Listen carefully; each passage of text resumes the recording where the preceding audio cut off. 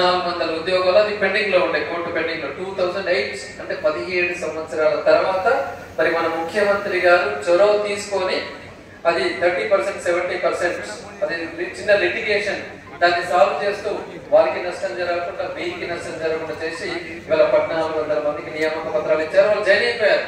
నేనే సర్ప్రైజ్, నేను జాయిన్ అయినట్టు ఆ మేడం వచ్చేసి అంటే చూడండి ఎక్కడ హంగులకు ఆర్భాటాలకు వెళ్ళలేదు. అదే వేరే వాళ్ళు అయితే మరి గోరంతా చేసి కొన్నంతగా చెప్పుకుంటారు. మన ముఖ్యమంత్రి గారు ఏ రకంగా ముందుకు వెళ్తున్నారు చూడండి.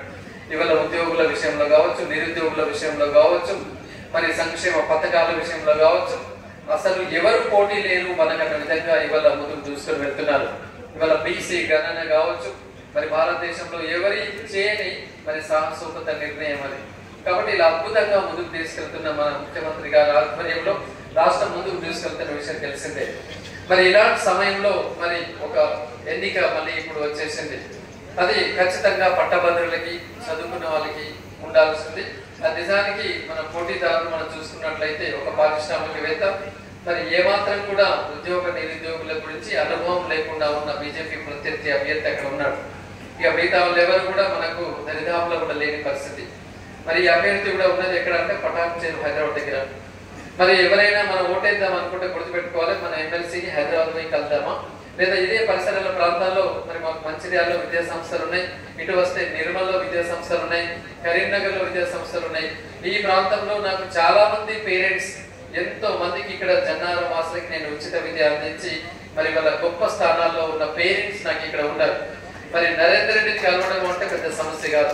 కాబట్టి ప్రియమైన పట్టభద్రులారా, కాంగ్రెస్ శ్రేణులారా, ఒక్కసారి మన ఓటు విషయంలో ఆలోచించాలి. ఇప్పుడు కాంగ్రెస్ ప్రభుత్వ పాలన నడుస్తున్నది. మన స్థానిక ఎమ్మెల్యే గారు మరి బొజ్జ గారు కాంగ్రెస్ ఎమ్మెల్యే ఖచ్చితంగా గెలిపిస్తే ఇద్దరు కలిసి మరి మనకు ఇక్కడ గాడెస్ లాగా ఉన్నారు సీతక్క గారు. ఖచ్చితంగా మేమిద్దరం మరి అక్క దగ్గరికి వెళ్ళి ఏం కావాలి మన ప్రాంతానికి అని చెప్పేసి మరి బొజ్జ గారికి నేను కూడా చంద్రుడు వాదుడుగా ఉండి అక్కడ తీసుకొని వెళ్ళి ముఖ్యమంత్రి గారి దగ్గరికి మనం ఏం అడిగినా తెచ్చుకోవడానికి అవకాశం ఉంటది.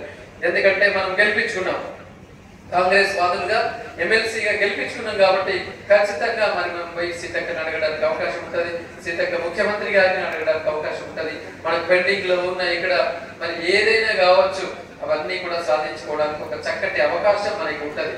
ఈ విజయం ద్వారా మరి రాబోయే మరి లోకల్ బాడీ ఎన్నికల్లో కూడా మనం అన్ని కూడా విన్ కావడానికి ఒక అవకాశం ఉంటది.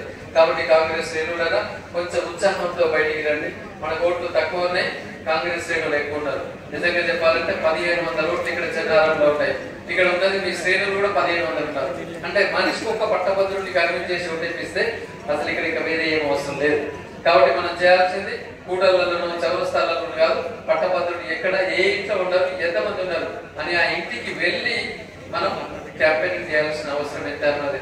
బొజ్జ గారు చాలా చక్కగా, నేను చాలా మీటింగ్ లో చెప్తున్నాను, మా స్టాఫ్ కూడా నేనే చెప్పాను, గ్రీన్ ఎల్లో రెడ్ అని చెప్పేసి ద యంగ్ అండ్ డైనమిక్ స్థానిక శాసనసభలు మనకి ఉన్నారు. ఇక్కడ చాలా చక్కగా ఒక ప్రణాళిక వేసి ఉన్నారు. నేను రాగానే చెప్తున్నారు, సార్ మా ఎమ్మెల్యే సార్ చాలా డీప్ గా మరి ఆల్రెడీ ప్లానింగ్ చేసి ఉన్నారు అండ్ వీఆర్ స్టార్టింగ్ అని చెప్పేసి. ఇలాంటి ఒక డైనమిక్ లీడర్ మనకి ఎమ్మెల్యే కావడం అనేది నిజానికి మనందరికీ అదృష్టంగా భావిస్తాం. అలాగే మరి మన సీతక్క గారు చూసి ఉన్నారు, ఒక అడవి బిడ్డలాగా ఖచ్చితంగా నేను తనను చూస్తున్నాను. గత 10 రోజుల నుంచి అది చూస్తున్నాను. నో టెన్షన్, అంటే హార్డ్ వర్క్ అన్న ముఖంలో ఫీలింగ్ లేదు. పొద్దున 5 గంటల నుంచి రాత్రి 12 గంటల వరకు రెస్ట్లెస్ గా వర్క్ చేస్తూ మరి అందరికి మోటివేట్ చేస్తూ అందరికి ధైర్యం చెప్తూ ఒక ప్రణాళిక అందరికి అందిస్తూ చక్కగా ముందుకు తీసుకెళ్తున్న మన మంత్రి వర్యులు సీతక్క గారు మన ముందు ఉన్నారు. మరి వారిద్దరికి నేను కూడా జత అయ్యానంటే మన ప్రాంతం ఇంకా మనం అద్భుతంగా తీసుకెళ్లాల్సిన అవసరం ఎంత. కాబట్టి పట్టభద్రులారా, శ్రేణులారా, 27వ తేదీ